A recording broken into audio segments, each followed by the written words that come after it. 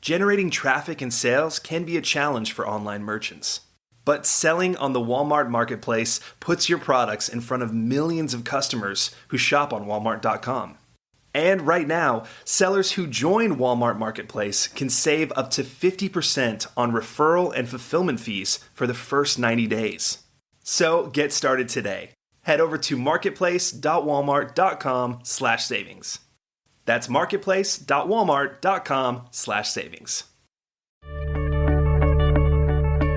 Today's podcast is sponsored by SLI Systems, providers of intelligent site search and navigation solutions. Learn more at sli-systems.com and listen to their interviews at ecommercepodcast.com.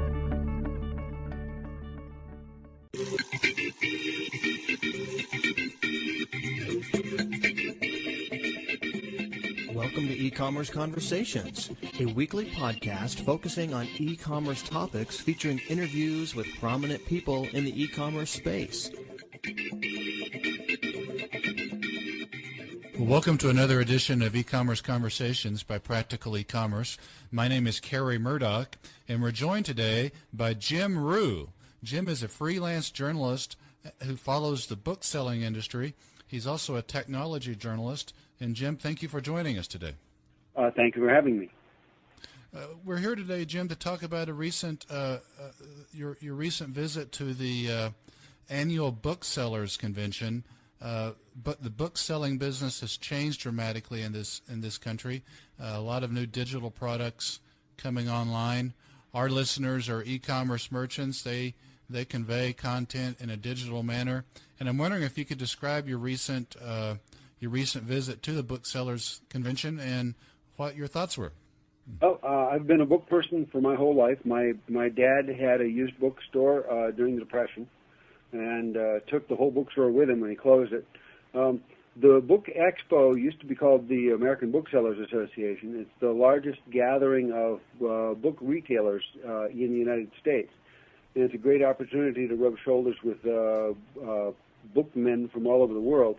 And there are some editors and publishers there, and a few writers also. In past years, I've met Garrison Keillor and Jimmy Carter, Edwin Meese. Salman Rushdie was at one of the shows. I even heard Stephen King play lead guitar with a garage band called the Rock Bottom Remainders. Barry and Matt Groening were in there in his backup, and they weren't very good, not even playing Gloria. They need to stick to their day jobs, in other words. Yes, they're far better at that. But I love the name Rock Bottom Remainders. So what's it's called the Booksellers Expo, is that what you said? Book Expo is what it's called now. Book Expo. It was in Los Angeles, as I recall. Right, in New York next year, and probably Washington, D.C. the following year. And then it'll be back in Los Angeles. Our interest, Jim, in visiting with you about this particular topic is we know that you have a keen interest in technology. We know that you report on technology issues, and we're interested in the migration of content delivery, say content in a written book, online. And we're curious what you saw there at the convention in reference to e-book type products, digital downloads. Are you seeing more of that in the book business, a move away from printed paper to digital products, or did you not see much of that at the convention? Well, on the exposition floor, I saw a lot of CDs.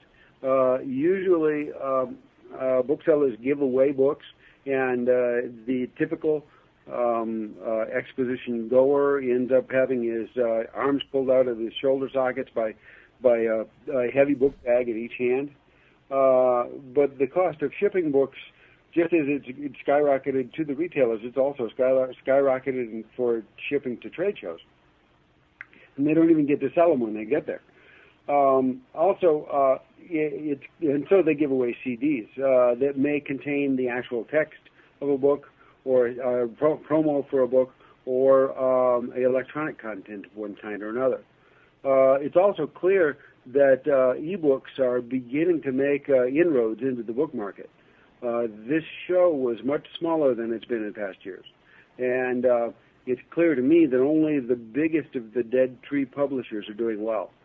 Most of the smaller paper and ink printers are struggling, with the exception of Public Policy, the publishers of Scott McClellan's memoir. That one's doing pretty well, huh? They can't keep them on the shelves.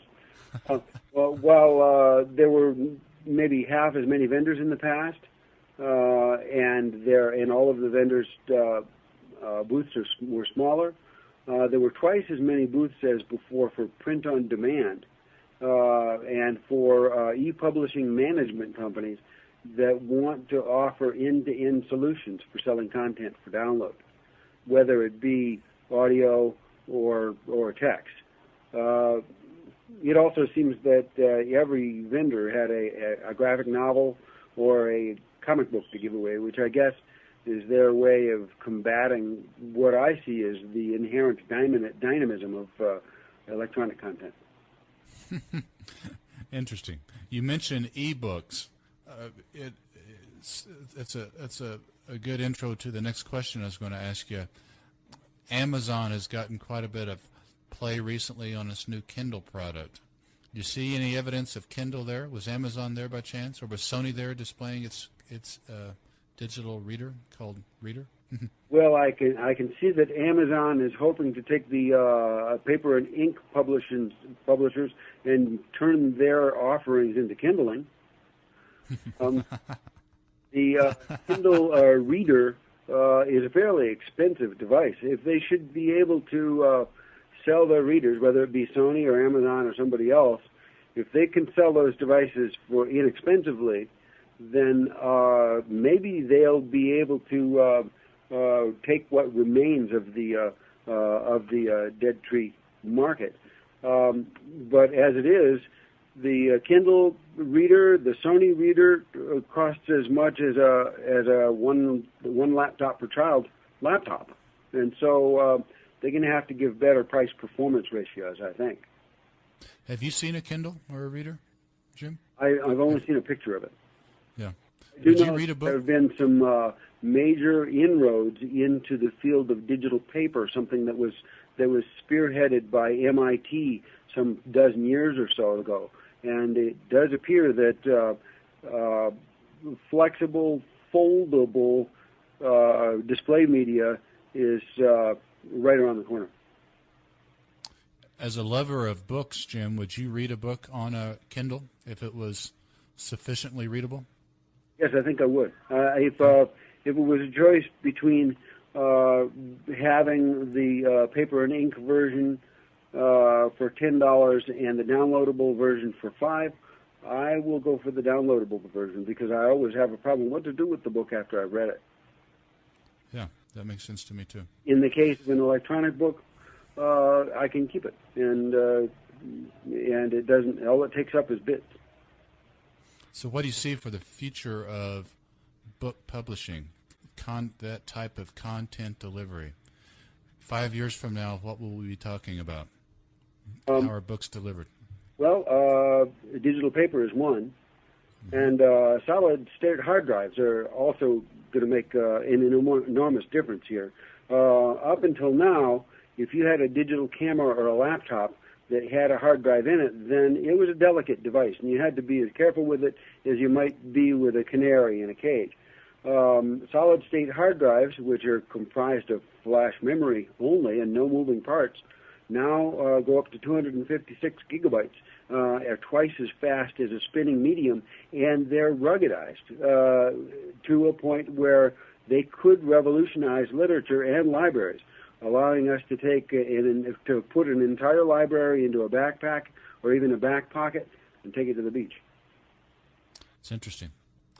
Well, Jim Rue, technology journalist and book lover, we thank you for your time today, sir.